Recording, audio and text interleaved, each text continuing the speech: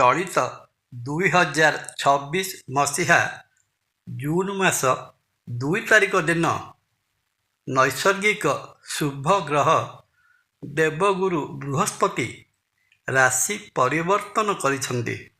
ଗୋଚରରେ ମିଥୁନ ରାଶିରୁ ବାହାରି ନିଜର ଉଚ୍ଚ ରାଶି କର୍କଟ ରାଶିରେ ପ୍ରବେଶ କରିଛନ୍ତି। ଜାଣିବା, ଗୁରୁ ବୃହସ୍ପତି ଆଗାମୀ ପ୍ରାୟ 1 ବର୍ଷ ପର୍ଯ୍ୟନ୍ତ ଗୋଟିଏ ରାଶିରେ ରହଣି କରୁଥିବା ସମୟରେ ଦେଶର ରାଜନୈତିକ କ୍ଷେତ୍ରରେ କ'ଣ ସବୁ ପ୍ରଭାବ ପକାଇବାର ସମ୍ଭାବନା ରହିଅଛି। ଜୟ ଜଗନ୍ନାଥ। ନମସ୍କାର, ମୁଁ ତପନ ଡାଇଜେଷ୍ଟକୁ ଆପଣଙ୍କୁ ସ୍ୱାଗତ। ବୃହସ୍ପତି ମହାଗ୍ରହ ନିଜର ଉଚ୍ଚ ରାଶି କର୍କଟ ରାଶିରେ ଅବସ୍ଥାନ କରୁଥିବା ସମୟରେ ମହା ଆନନ୍ଦରେ ରହଣି କରିବା ସହିତ ଅତ୍ୟନ୍ତ ଶୁଭ ଫଳ ପ୍ରଦାନ କରିବାରେ ସମର୍ଥ ହୋଇଥାନ୍ତି।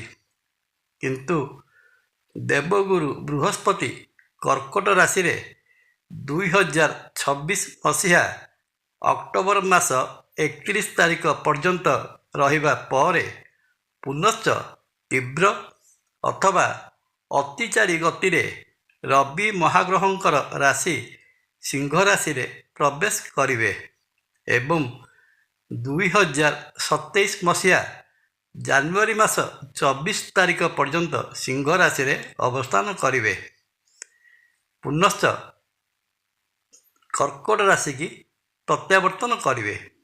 ରାଜକୀୟ ଗ୍ରହ ରବି ମହାଗ୍ରହଙ୍କର ରାଶିରେ ବୃହସ୍ପତି ମହାଗ୍ରହ ଅବସ୍ଥାନ କଲେ ସେହି ସମୟକୁ ଅଶୁଦ୍ଧ କାଳ ବୋଲି ଗ୍ରହଣ କରାଯାଇଥାଏ। ଦୁଇ ପୁରୁଷାକାର ଗ୍ରହ ରବି ଓ ବୃହସ୍ପତିଙ୍କର ସଂଯୋଗରେ ସୃଷ୍ଟି ହୋଇଥାଏ ଭୀଷଣ ମହାଜାଗତିକ ଅଗ୍ନିସ୍ଫୁଲିଙ୍ଗ। ଏହା ସହିତ ଆମ ଦେଶ ଭାରତବର୍ଷର ରାଶି କର୍କଟ ରାଶିର ଦ୍ୱିତୀୟ ଅଥବା ମାରକ ସ୍ଥାନରେ ଏହି ଗୁରୁ ଓ ଆଦିତ୍ୟ ଅର୍ଥାତ୍ ଗୁର୍ବାଦିତ୍ୟ ଯୋଗର ସଂଯୋଗ ଘଟୁଥିବାରୁ ଦେଶର ରାଜନୈତିକ କ୍ଷେତ୍ରରେ ଦେଖାଯିବ ବିରାଟ ହଲଚଲ। ଶାସନତନ୍ତ୍ରରେ ସର୍ବଦା ଅସ୍ଥିରତା ଲାଗି ରହିବ।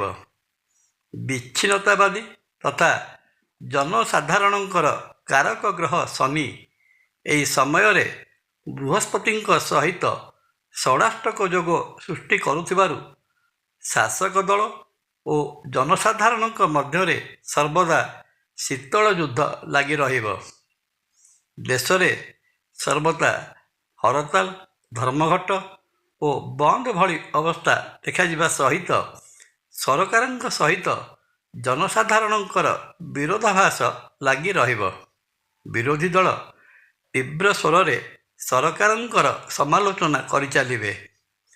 ଶାସନତନ୍ତ୍ରରେ ପରିବର୍ତ୍ତନ ପାଇଁ ବିଭିନ୍ନ ପ୍ରକାରର ଷଡ଼ଯନ୍ତ୍ର ଦେଖାଯିବ। ଅପ୍ରତ୍ୟାଶିତ ଘଟଣାମାନ ଘଟି ଦେଶରେ ବଡ଼ ଭୟଙ୍କର ପରିସ୍ଥିତି ସୃଷ୍ଟି କରିବ। ବୈଦିକ ଜ୍ୟୋତିଷ ଶାସ୍ତ୍ର ଅନୁଯାୟୀ କ୍ରୂର ଗ୍ରହ ବକ୍ରୀ ହେଲେ କିମ୍ବା ଶୁଭ ଗ୍ରହ ତୀବ୍ର ଅଥବା ଅତିଚାରୀ ଗତିରେ ଗମନ କଲେ ଦେଶରେ ଅସାମାନ୍ୟ ପରିସ୍ଥିତି ଦେଖାଯାଇଥାଏ। ଜୟ ଜଗନ୍ନାଥ। ଭିଡ଼ିଓ ଭଲ ଲାଗିଲେ ଲାଇକ୍ ଓ କମେଣ୍ଟ କରିବା ପାଇଁ ଅନୁରୋଧ। ନମସ୍କାର। ତପନ।